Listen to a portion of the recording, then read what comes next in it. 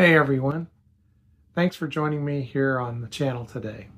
Today we're going to be looking into a fascinating and frankly a little heartbreaking section of the Old Testament.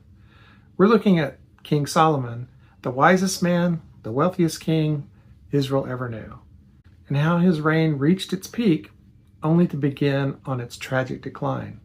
Our text today comes from 1 Kings 10 and 11 and from 2 Chronicles chapter 9. When we last left Solomon, he had just finished building the temple in Jerusalem, a truly monumental achievement.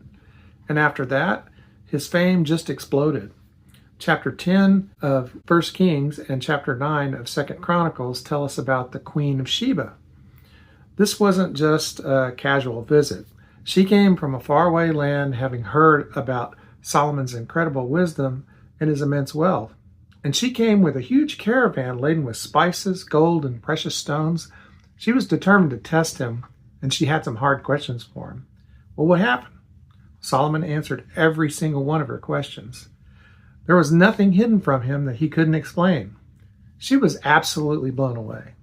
But it wasn't just the answers. It was the order of his palace, his servants, the attire, the feasting, the achievements, the burnt offerings that he had made at the temple.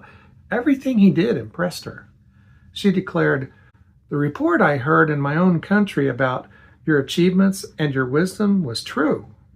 But I didn't believe these things until I came and saw them with my own eyes. Indeed, even half of what was told me in the wisdom and the wealth, you have far exceeded the reports that I heard." Have you ever heard someone say, "I'll not believe it till I see it"? Well, that's exactly what the Queen of Sheba was saying here. She gave him enormous amounts of gold and spices and those precious stones that she brought with her, a truly lavish gift. And Solomon, being Solomon, he reciprocated with even more generosity. Next, we learn even more concerning Solomon's unimaginable wealth. We hear about the staggering amounts of gold that he received annually. 666 talents of gold, which is an astronomical sum even back then. He made 200 large shields of hammered gold and 300 small shields of hammered gold, and built a magnificent ivory throne overlaid with pure gold. His drinking cups were all gold, and silver was considered common, and it wasn't even valued in his day. This was truly the golden age of Israel. But then we hit chapter 11 of 1 Kings, and this is where our story takes a sharp and painful turn.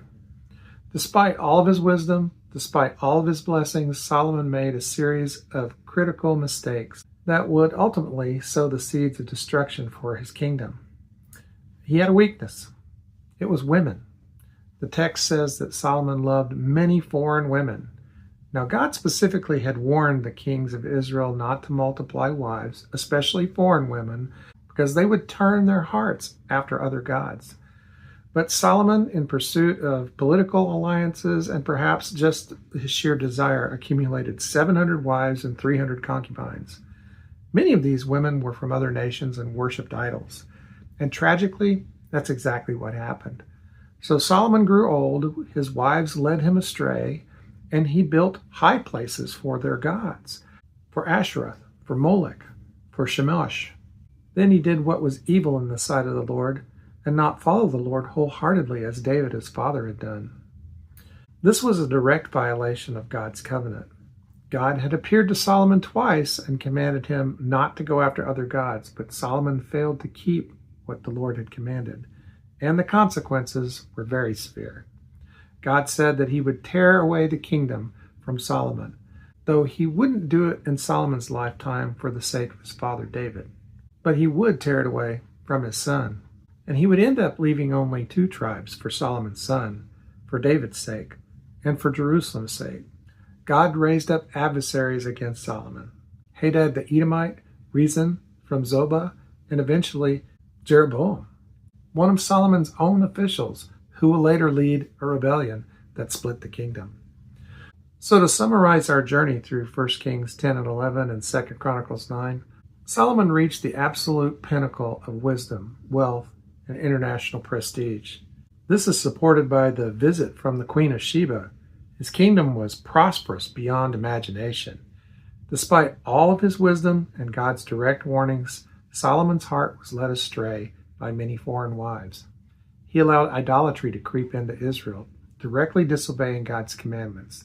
This disobedience led to God's judgment and the tearing away of the kingdom from his lineage, leaving only a remnant. It set the stage for the division of Israel into two separate kingdoms after his death. It's a sobering lesson, isn't it? Even the wisest person can be led astray when they compromise on God's clear commands. Solomon had it all, but in the end, his greatest failure was he allowed his heart to be turned away from God, the one true God. Let me know in the comments how this impacted you today. Thanks for watching us again. We'll see you here tomorrow.